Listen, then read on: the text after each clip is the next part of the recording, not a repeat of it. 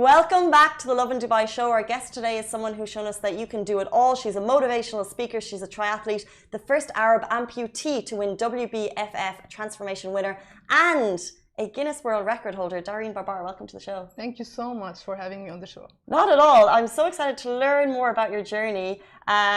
First of all, your journey this morning, you dropped your kids to school. Yeah. So you're a busy woman. Tell us a little bit about yourself and kind of what's like a regular day for you. Well, I'm a personal trainer, so I train people to get healthy and exercise, and I'm a life coach as well.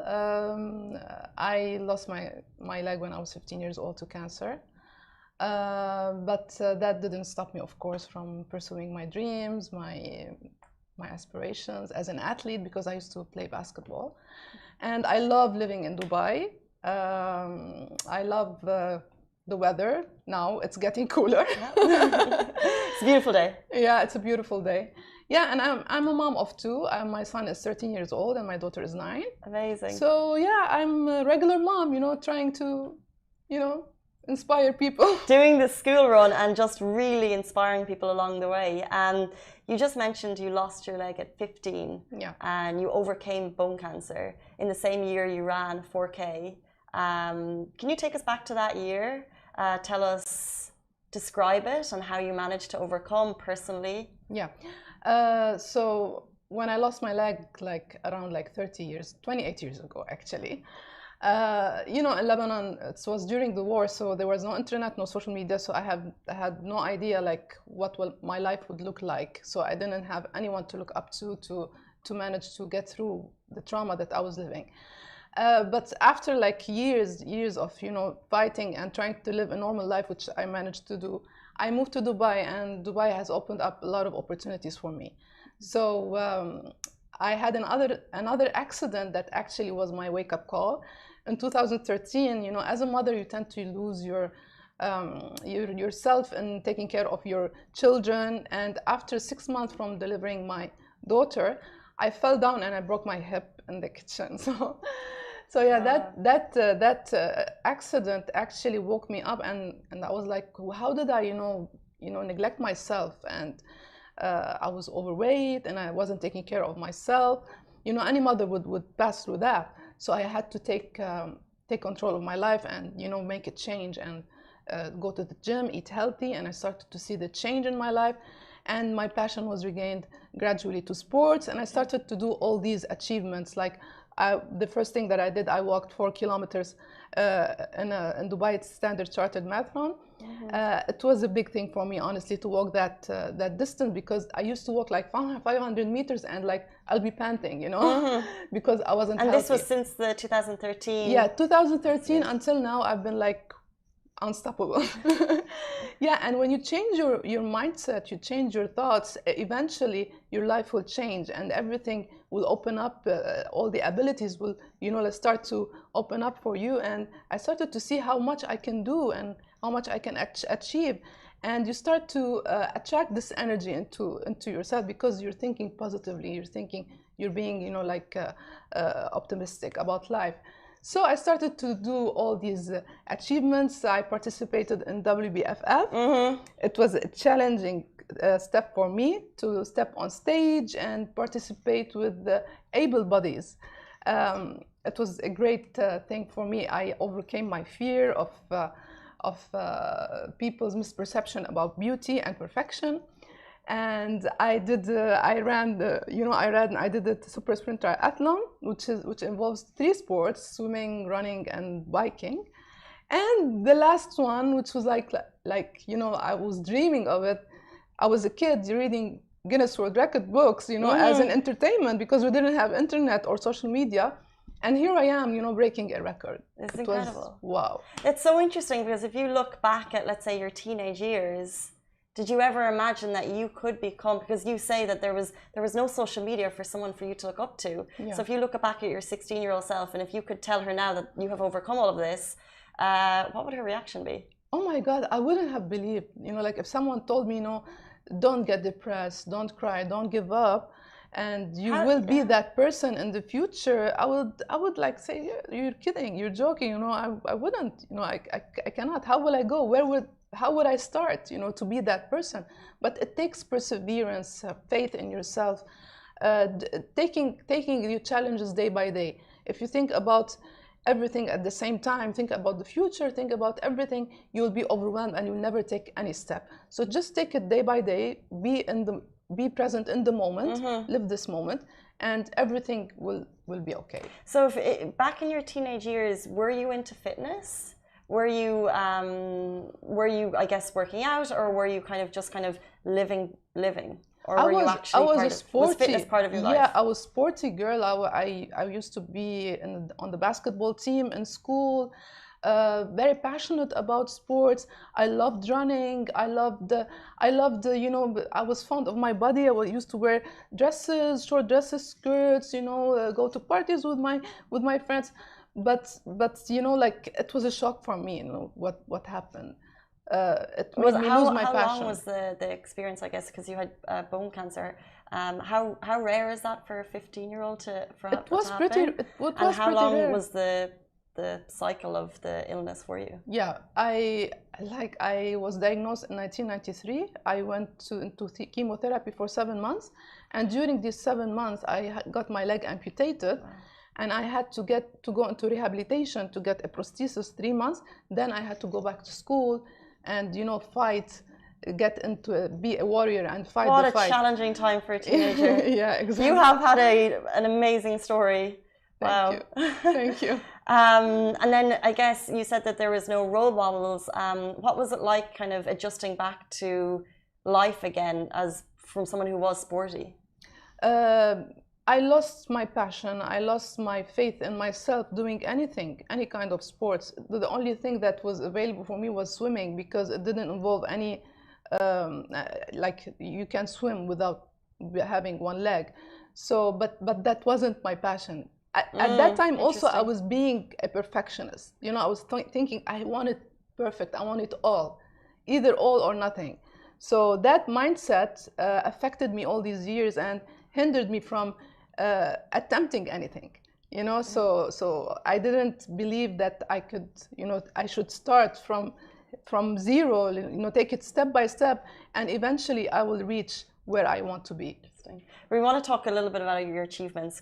Guinness World Record holder, also the first Arab amputee to win the WBFF, which is a physique transformation, and you said that was you know, able-bodied people. So what was that like for you? How did you kind of break that barrier? When I started to see the change in myself and I started to achieve all these things, you know, getting over my insecurities, being confident in my body, loving myself, taking the cover off my leg, wearing dresses. Learning confidence. Yeah, I did it for me. I didn't do it to impress anyone. I impressed myself and I loved it. And that actually was reflected to people. You know, your confidence is reflected. So I wanted to attempt this thing because it's scary, and I wanted to break that fear of having your body, you know, like in front of everyone, and everyone will judge you. But it was an amazing experience. The audience, when I went on stage, all the audience stood up and they were clapping, and it was like I still have goosebumps thinking about it. I have goosebumps as well. Yeah, like, oh my God, you know. And even the athletes there, they were like, what is she doing here? I mean, this is not her place. It was that kind of reaction. Wow. But I'm like, I broke these misperceptions. I hope you showed them your gold medal. Yeah, exactly. I was actually qualified to participate in the World Beauty because they do it every year. They do in many countries, and then they do a whole event where. But I didn't do it because I thought, like, I got my message through. I don't want to go into this direction. But it's so interesting because you are now the role model, inspiring to the 16-year-olds who may need the help. You are there sharing your story, which is just so incredible. But what's really interesting is I saw 2 posts on your Instagram. One is you're modeling a gorgeous dress. You look absolutely fabulous. And then the next post is a TikTok that you shared with saying that you received negative comments for sharing your story online. Yeah. How do you kick back at those people? Yeah, I get like... So for sharing, because you shared pictures in a bikini or something? Yeah. You know, we always find these people in our society, the extremists, you know, they want to like prove themselves right, and they want to impose their opinions. I always welcome people's opinions, but in a kind, nice way, not in a judgmental way. It's okay to be curious, but not judgmental.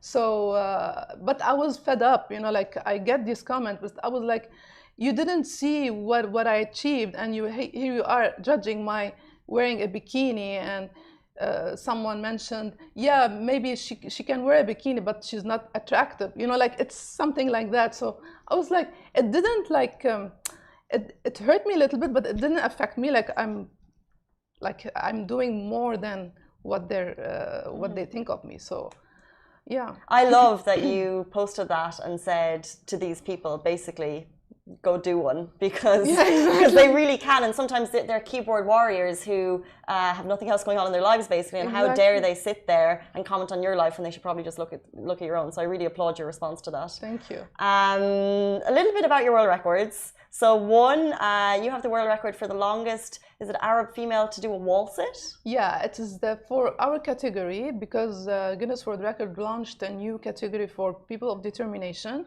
and they chose 4 people around the world to do the launch. I was one of them. So amazing, by the way. this is cool. Like why I can't comprehend that this happened. Wow. Yeah. So I chose the longest one-leg wall sit. Okay. For a female. And that is pretty hard, because I had to submit a medical record that that doesn't involve any support on my prosthesis, which didn't, because I was doing it on one leg, although I was wearing the prosthesis, but didn't no support at all.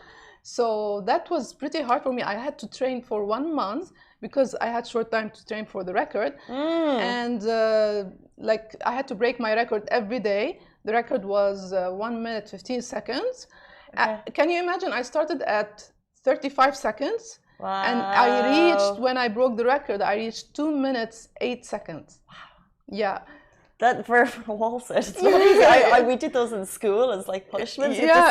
And it's in case you don't know, can you describe it better to me? You're sitting against the wall. You're sitting against the wall with your thigh parallel to the ground, and your knee above your ankle. Give it a go, guys. It's not easy. And you don't move. You just push to until you like feel the muscle burn, and like I was screaming, and like, So up to 2 minutes and 8 seconds. And is there where did that take place? Was there a Guinness World Record adjudicator? Yeah, there was a adjudicator, and it took place in the sports club where I train usually in Alcoz. Wow.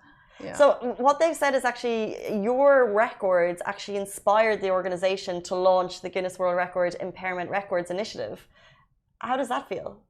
I'm like, what?